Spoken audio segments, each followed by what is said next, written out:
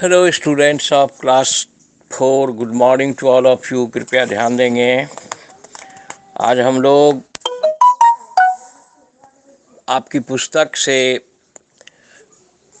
Page number 9 पर पाठ 2 को दोहराएंगे। जैसा कि इस पाठ में हम लोग पढ़ गए, जैसा सवाल वैसा जवाब। ये बीरबल और ख्वाजा सरा की कहानी है। अकबर बादशाह के दरबार में ये लोग दरबारी थे और एक दूसरे को नीचा दिखाने का कोशिश करते रहते थे। तो देखिए, इसमें पहला सवाल है पेज नंबर 9 पर। किताब में आप देख सकते हैं, ख्वाजा सरा के तीनों सवालों का क्या कोई और जवाब हो सकता है? अपने मन से सोच कर लिखो। तो ख्वाजा सरा के तीनों सवालों का और जवाब हो सकता है।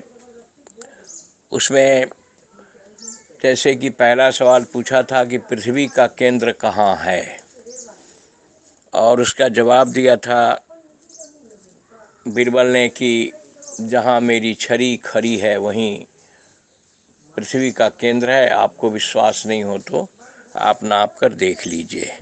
आप इसका दूसरा जवाब सोच कर दे सकते हैं। खुद के बारे में आप कह सकते हैं कि मैं जहाँ खड़ी हूँ वही पृथ्वी का केंद्र है। आपको अगर विश्वास नहीं हो तो नाप कर देख लीजिए। इस तरह से तीनों सवाल का जवाब हम लोगों को सोचना है, सोच कर दूसरा जवाब देना है। दूसरा है, ख्वा में अगर तुम ख्वाजा सरा की जगह पर होते तो बीरबल को हराने के लिए कौन कौन से सवाल पूछते? तो आप पूछ सकते थे कि पीपल के पेड़ में कितने पत्ते हैं। उसने पूछा था कि आकाश में कितने तारे हैं, तो आप पूछ सकते थे कि पीपल के पेड़ में कितने पत्ते हैं। नदी किनारे कितने बालू हैं, समुद्र में कितना पानी है, आकाश की लंबाई चौड़ाई क्या है। इस तरह से बहुत से सवाल चौंकाने वाले आप सोचकर पूछ सकते थे। बीरबल को हराने के लिए बुद्धि से सवाल पूछना था और आप अपनी बुद्धि का प्रयोग करके पूछ सकते थे। तीसरा है, गौ में ख्वाजा सरा का बस चलता तो वे बीरबल को हिंदुस्तान से निकाल देते। अगर तुम्हारा बस चले तो तुम कौन कौन सी इच्छाएं पूरी करना चाहोगे? तुम्हारा बस चलेगा तो क्या नाम है, तुम जो भाई बहन हैं छोटे उनको खेलने नहीं दोगे, उनको परेशान करोगे। और तुम क्या करोगे?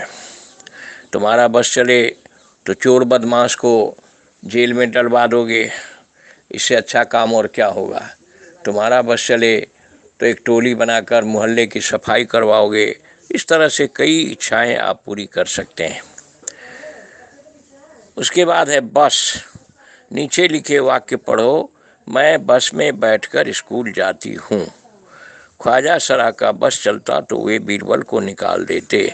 बस अब रुक जाओ, बस 2 दिन की तो बात है, मैं आ जाऊंगी। ऊपर लिखे वाक्यों में आप क्या देख रहे हैं? बस शब्द के अर्थ अलग अलग हैं। कई ऐसे शब्द हैं हिंदी में जिनका प्रयोग करने पर वाक्य के अनुसार उनका अर्थ होता है। अब इसी तरह चल शब्द से वाक्य बनाओ। चल के संकेत दिया हुआ है। पहला है चल, तो आप वाक्य बनाएं, चल घर चलें। दूसरा है चल चल, चल चल जल्दी करो, देर हो रही है। चला, तो आप कह सकते हैं कि लड़कों का झुंड चला, चलें। अब हम लोग घर चलें। चलना, चलना एक अच्छा व्यायाम है। चलती, आजकल आपकी चलती है। चलो, चलो हम घर चलते हैं। इस तरह से इनके आप वाक्य बना सकते हैं। एक दिन अकबर ने बीरबल से पूछा, बीरबल दुनिया में सबसे अधिक शक्तिशाली कौन है? बीरबल ने क्या कहा होगा? कहानी आगे बढ़ाओ। तो बीरबल ने कहा होगा कि आपसे शक्तिशाली दुनिया में और कोई नहीं हो सकता, क्योंकि मंत्री का काम होता है राजा की प्रशंसा करना, क्योंकि वह राजा की रोटी पर पलता है। पन्ना पलटिए, पेज 10 पर आइए, देखिए खोजो कहानियाँ। बीरबल की चतुराई के किस्से बहुत मशहूर हैं।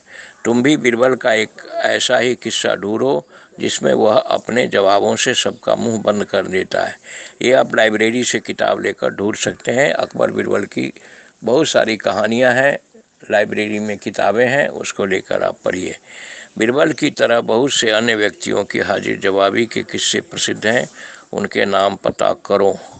बीरबल की तरह बहुत से अन्य व्यक्तियों की हाजिर जवाबी। तो हमने आपको बीरबल के बारे में बता ही दिया। अब दक्षिण भारत में तेनालीराम एक हाजिर जवाब था, जो राजा कृष्णदेव राय के दरबार में अपने हाजिर जवाबी से प्रसिद्ध था। नाम था उसका तेनालीराम। और उत्तर भारत में दरभंगा राजा के दरबार में गोनू झा नाम का एक व्यक्ति था, जो बहुत ही हाजिर जवाब था।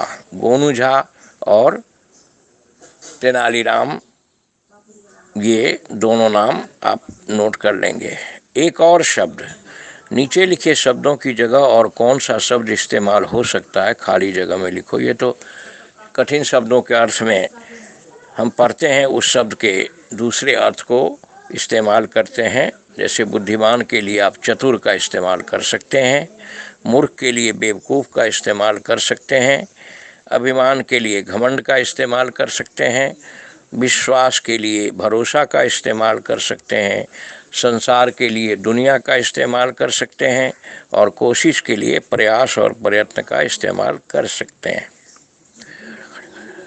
तो इस तरह से आप पेज 10 पर भी ये दो सवालों के जवाब समझ गए। तीसरा है मुहावरे। मुहावरे, नीचे लिखे मुहावरों का इस्तेमाल तुम कब कब कर सकते हो, आपस में चर्चा करो। अब इनका वाक्यों में इस्तेमाल करो। चर्चा करने के बाद नाक मुंह सिकोड़ना का तो पहले वाक्य बनाने के पहले आपको अर्थ मालूम होना चाहिए। इसका अर्थ होता है आनाकानी करना। मैंने अपने मित्र से कलम मांगी तो वह नाक मुंह सिकोड़ने लगा। कड़ाई खुलने का अर्थ होता है पोल खुलना। जब रामू के चोरी की कड़ाई खुली तो वह शर्म से झुक गया। इस तरह से आप इन मुहावरों के अर्थ भी जान गए और इनका वाक्यों में प्रयोग करना जान गए। आप बहुत अच्छी तरह से इन पूरे प्रश्नों को, व्याकरण संबंधी भी इसमें है और प्रश्नों का उत्तर भी है, खूब अच्छा से याद कर लेंगे तो आपको बहुत काम आएगा। हमेशा आप पूछने पर जवाब दे सकते हैं। धन्यवाद।